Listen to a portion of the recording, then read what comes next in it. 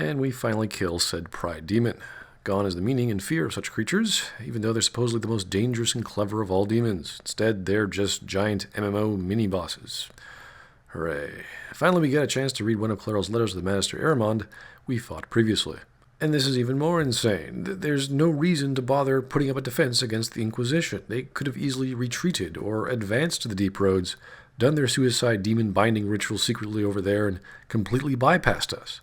This would be the same thing if it was only Aramond's plot, as they'd still have to march to some secluded location to do stuff. But for some reason, she had to come to this fort, and for some reason, we just had to attack it. I guess she was under the impression that her demon-controlled army would have been invincible, even though those are the exact creatures we've been killing since the Hole in the Sky appeared. Either way, her motives are never clearly explained. We fight some more demons as we keep walking through the castle and finally encounter Clarel. Wardens! We are betrayed by the very world we have sworn to protect. So it's okay if you kill each other to summon demons, but when I try and save you guys from you killing each other, and some are in fact saved, we're betraying you. Do you even know what the Inquisition represents? I mean, I barely do, but how do you know we're trying to kill you? I mean, aside from the giant rocks we're lobbing at you. It's just our way of saying hello. The Inquisition is inside, Clarel. We have no time to stand on ceremony. These men and women are giving their lives, Magister. That might mean little in Tavinta, but for the Wardens, it is a sacred duty. It has been many long years, my friend. Too many, Clarel. If my sword arm can no longer serve the Wardens, then my blood will have to do.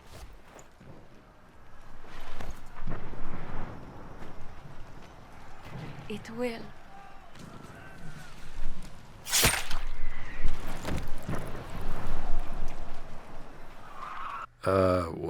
Whoa, I guess she decided not to stand on ceremony and sliced her old friend's throat. Was this part of some ritual? It certainly didn't look like it. Didn't someone have to cast a spell or say some incantation first? Do you just have to stand around or be around some mages and then you just kill some wardens? It looked like she just went up and sliced this dude's throat. I don't know what's going on, but that just came out of nowhere, and it's stupid to the point of being farcical.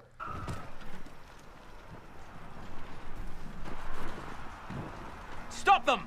We must complete the ritual!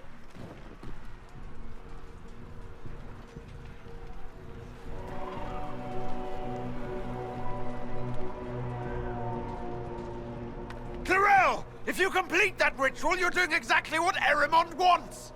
What? Fighting the blight? Keeping the world safe from darkspawn? Who wouldn't want that? And yes, the ritual requires blood sacrifice. Hate me for that if you must, but do not hate the Wardens for doing their duty! We make the sacrifices no one else will. Our warriors die proudly for a world that will never thank them. And then your Tavinta ally binds the mages to Corypheus! Corypheus? But he's dead. These people will say anything to shake your confidence, Clarel. Oh, the facepalm. Even if we didn't know of the plot of Aramond to use the Wardens for Corypheus' gain, this whole line of reasoning to use blood magic and how they're doing it is totally crazy. If everyone hears the calling, don't you think something's a little weird, Clarel? Don't you think it might be a trick? Maybe you should talk to some people. She sounds like a confused little French girl, even though she's some battle-hardened mage leader of legendary warriors. Did she even ask any questions? Did she conduct an investigation or two? How is this person in charge?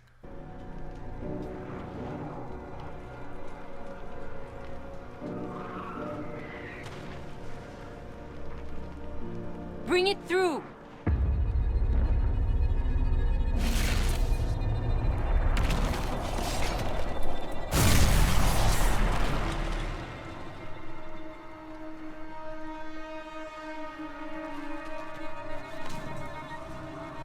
Blackwall, Cassandra, can you pick up the pace here, people? What are you, statues? Now, if they're just bringing in another pride demon, well, whoop-de-doo. We went through 2 already, and we're obviously still alive. The only thing a third will do is slow us down. And you think they could just hang out near tears or something and wait for them to appear and then bind them to some mage wardens? I mean, wouldn't that be kind of easier? You wouldn't have to kill all your warden brothers.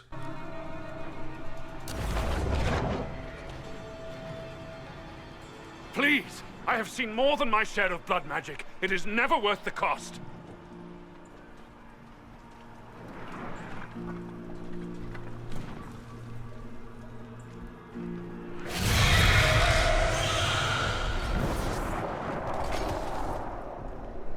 Be ready with the ritual, Clarel. This demon is truly worthy of your strength.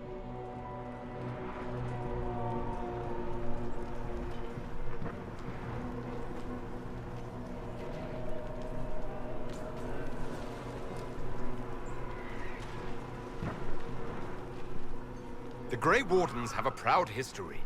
You stopped the Blight at the Silent Plains, at Starkhaven and Hunterfell, at Aersley and Denerim. This world owes you a debt it can never repay. I would not stand against you if I did not know you were being misused.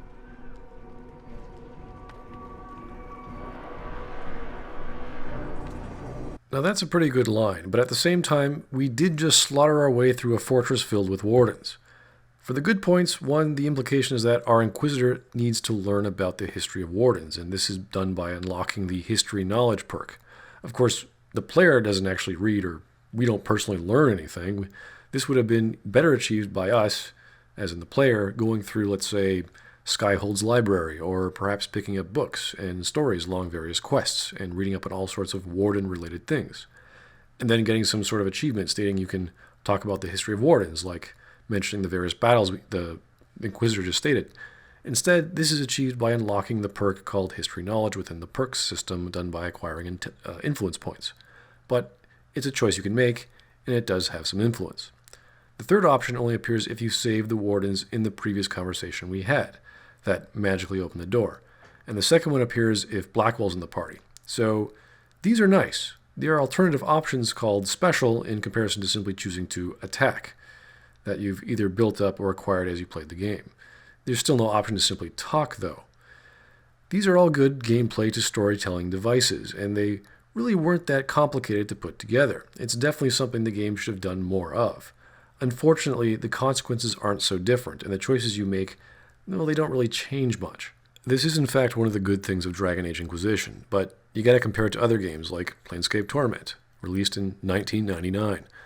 On several quests, you can learn the language of the Uyo, you can acquire Deonara's wedding ring, you can have a high intel or wisdom stat, you could have made the Blade of the Immortal, and of course you could have held on to the Bronze Sphere. All of those little things have a direct impact on the ending of the game, and they're completely optional. With these 3 dialogue options in Dragon Age, you only get to choose one. Now, what if you could have influenced Clarel by using all of these options or more, very similarly to presenting evidence at a trial? Some of the quests you were on could have meant something, even if you didn't know why you were doing them at the time, for this one moment to influence a crazy, murdering lunatic who's been bamboozled by a schmuck. Clarel, we have come so far. You're the only one who can do this. How exactly is Clarel the only one who can do this? Is it because she's in charge? Is it because she's a mage? And what exactly is she doing that no one else can? He could, of course, just be lying here, just trying to placate her. Perhaps we could test the truth of these charges to avoid more bloodshed. Or perhaps I should bring in a more reliable ally. My master thought you might come here, Inquisitor. He sent me this to welcome you.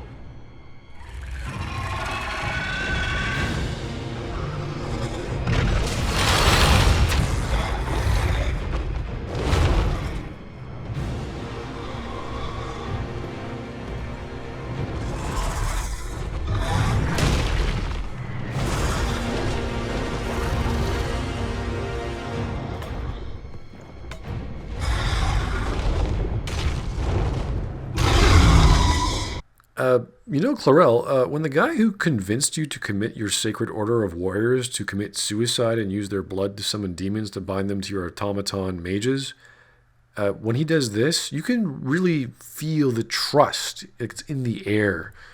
In this case, it has a certain aroma of fiery, flaming death. So, Clarel, does this remind you of anything, perchance?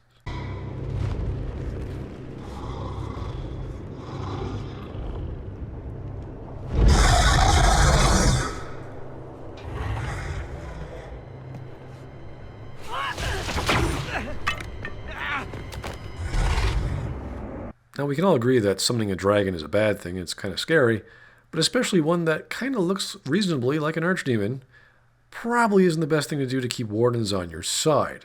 We'll just chalk it up to this bad guy being a moron. Worse still is what Clarel does next. Clarel, wait. Yes, taunt the creature. Don't try and kill him, just taunt him. Of course, she's feeling remorse for having just killed one of her trusted companions, but could you maybe have rallied your wardens to stop the big archdemon-like creature, or are you going to be a sacrificial lamb for some reason? Or maybe Clarel is supremely strong? It's kind of hard to say because everyone here is really dumb. So Clarel says this.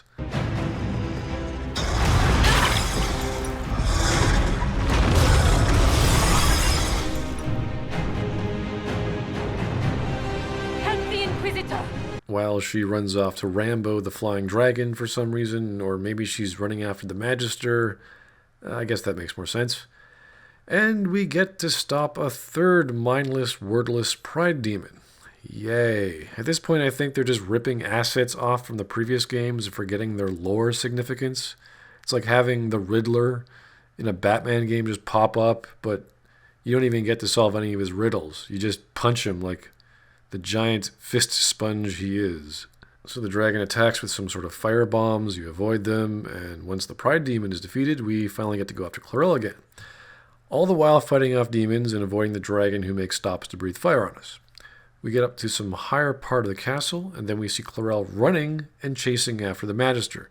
This is completely unbelievable because we were just fighting some demons for some wardens a few steps away for 20, 30 seconds.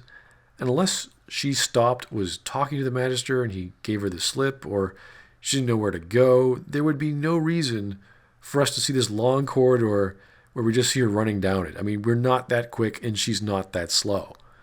What was she doing all this time that we just caught up to her, and now she's running? So we turn a corner and go up another flight of stairs, wait for Frostbite to give us some cycles, and we go into a cutscene. You've destroyed the Grey Wardens.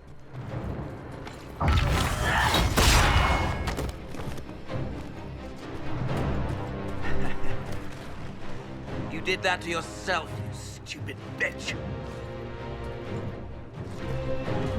All I did was dangle a little power before your eyes, and you couldn't wait to get your hands bloody.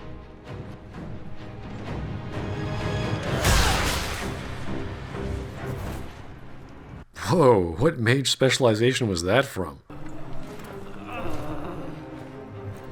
You could have served a new god. I will never serve the Blight.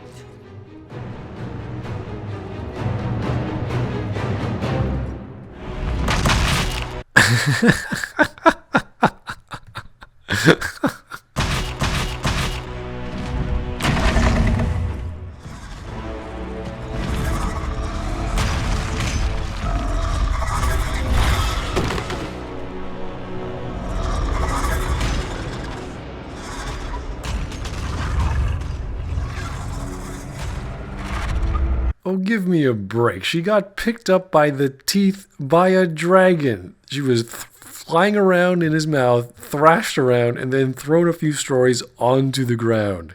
She's either dead, knocked unconscious and dying from all sorts of internal injuries, or crippled and about to die. War, victory. In peace, vigilance. This is another scene of cutscene power to the max. She just flings her hand and lightning explodes around her. Similar to how she taunted the dragon before, almost pretty much the same thing. Although it was enough in this case to destroy the ground she was on. Okay, maybe the direction was toward the dragon, not beneath her, So we have to assume the dragon shattered to the ground because, dragons have soft underbellies from pathetic little lightning blasts. Now I gotta ask, what is this large green perimeter? Was this the ritual the wardens were doing before? Is it the result of Clarel dying and what the magister was talking about? So you get trapped in the falling 4th or 5th story platform of the castle because, dragons can cause a chain reaction apparently. I'm not sure if we're running from where we came up the stairs. It's kind of hard to say what this platform or part of the castle was anymore. So now you're suddenly falling into some kind of breach. It certainly wouldn't be the one where we fought the 3rd pride demon, as there was no giant 4th or 5th floor above it. So where did this magical breach come from? Oh right, the writer's ass. So we open up a breach, and everything fades to black. Great.